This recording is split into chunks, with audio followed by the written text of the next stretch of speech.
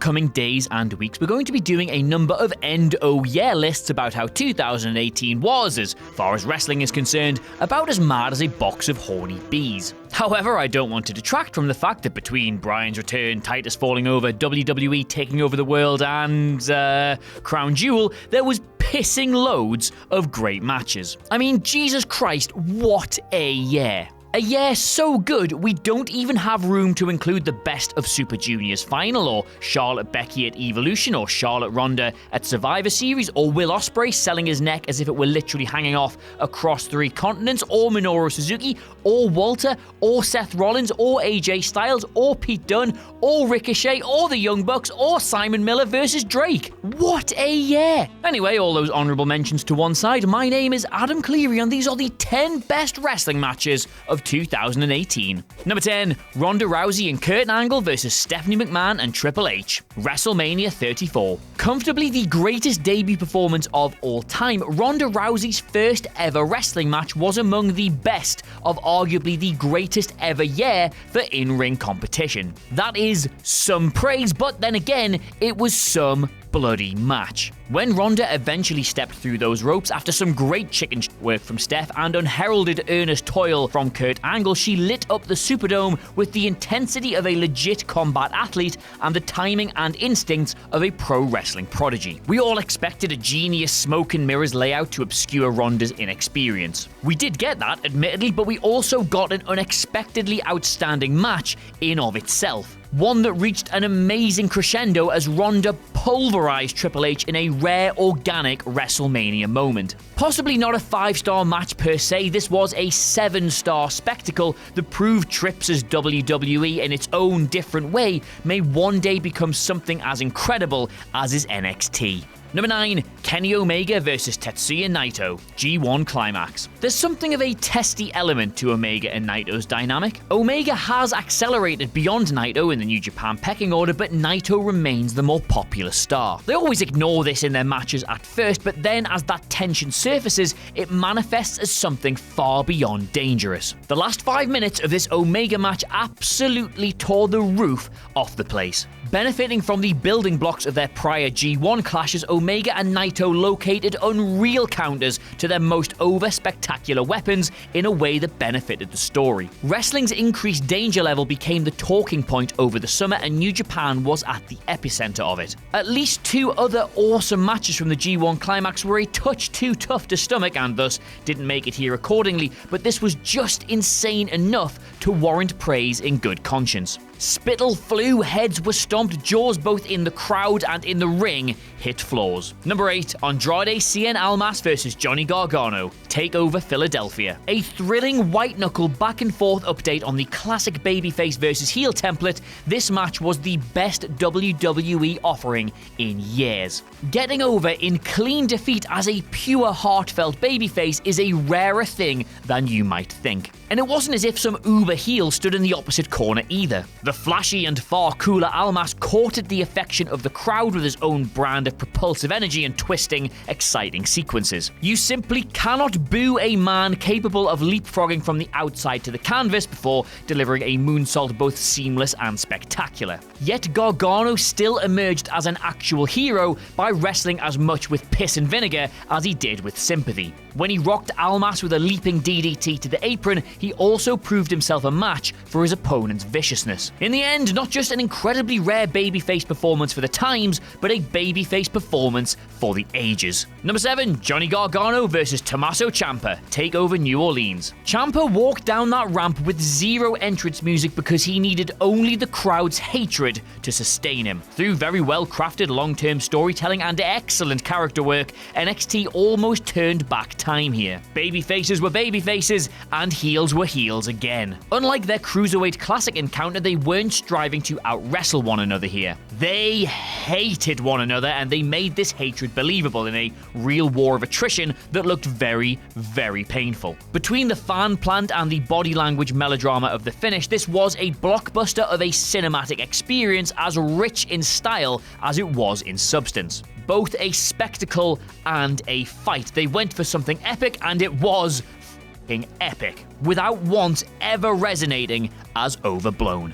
Number 6. Kenny Omega vs Chris Jericho, Wrestle Kingdom 12. In the printed version of this list, penned by the great man TM Michael Sidgwick, this entry was actually Omega vs Ishii from the G1 Climax. Now, by rights, that is probably a better match in terms of technique and storytelling and all those other important ingredients, but honestly, sometimes you just have to forget that. Sometimes you have to ask yourself, what did you enjoy the most, not what did you admire? There have been perilously few matches this year, or indeed ever, that people have enjoyed as much as Kenny Omega versus Chris Jericho. The shock of the announcement, the excitement of the build, and then the sheer joy of just how much bloody fun it was. We all largely just hoped that Jericho, such a treasured figure from our wrestling past, wouldn't embarrass himself against the legit best in the world, but we got so much more than that. Jericho, a man who had exclusively worked WWE style for over 19 years prior to this, looked every inch Omega's equal, both in terms of ability and personality. Number 5. Zack Sabre Jr. vs. A-Kid, Total Rumble 8. In a year in which main event melodrama became vogue once again, partly through NXT's production influence and also the soapy storytelling driving the Bullet Club implosion, Zack Sabre Jr. and A-Kid instead wrestled a minimalist masterclass of pro wrestling storytelling. We are talking some of the most realistic and unrelentingly dramatic submission sequences you have ever seen. Locked in the heated moment, this didn't feel like a wrestling match at all, but rather an unvarnished fight. But yet there was still a story here, which, like the best stories, wasn't just told, it was shown. These guys absolutely hated each other.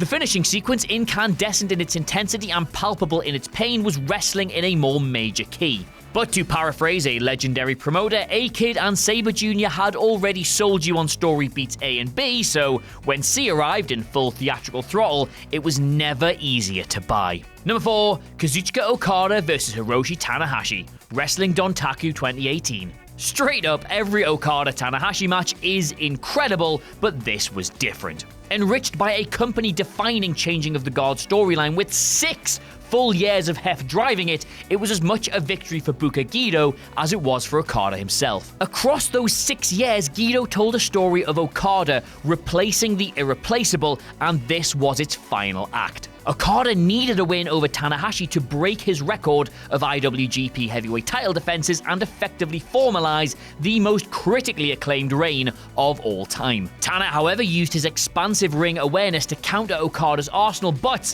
in the end it was all bittersweet as he resorted to plain old slaps. By the end of both this match and the 6-year narrative, Okada was the cocky young punk no longer, he was the ace. Number 3. Brock Lesnar vs Daniel-Bryan, Survivor Series. Yep, there it is. Just when you are sick to the back arse of Brock Lesnar, he pulls out the 3rd best match of the year, and you understand why WWE pay the guy Simon Miller money to carry their titles. We all knew what to expect from a Brock Lesnar match post-2014. 1. A barrage of German suplexes. 2. A total lack of enthusiasm from both him and the crowd. And 4. Profit. We get it, WWE, he throws people around and he doesn't want to be here. We are so sick of you telling us. Thus, this match was genius. We were made to feel the lowest of lows before the highest of highs. Bryan strategized his from the death comeback so perfectly that the subversion of this preposterous weight division discrepancy, a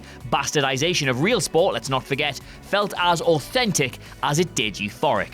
Bryan's near tap-out situation, achieved after battering Lesnar across his sweating, puce beetroot face, might honestly be the best wrestling visual of 2018. Number 2. Hiroshi Tanahashi vs Kota Ibushi, G1 Climax Final. For longtime fans of company ace Hiroshi Tanahashi, New Japan's annual G1 Climax tournament was both immensely satisfying and immensely heart-wrenching. Toiling through the less celebrated A block, Tanahashi sold his ailing knees as if they were literally falling off, at times struggling to even make his way across the ring. But through a series of impeccably worked comebacks, he somehow battled through. In the final, he met Kota Ibushi, a man who would promptly inflict frankly disgusting trauma to him. Full force kicks, lawn darts, various neck first suplex and piledriver variations, a deadlift over the top rope German, all sold as if his very in-ring philosophy, his way of life, not merely his body,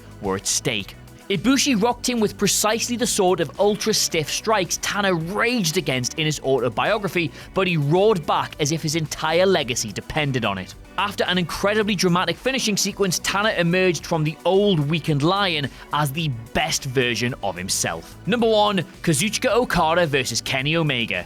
Dominion. Rare Earth hypothesis sets out that the conditions for life on Earth required such an improbable convergence of astrological and geological events that life cannot exist elsewhere, even in an unknowable and infinite universe. What? The Rare Earth hypothesis. Yeah, it's that good. For a wrestling match. Yeah, it's that good. But I do think, in an infinite universe, even with infinite possibilities, you're going to get anything better than that. Yeah, right, fair enough.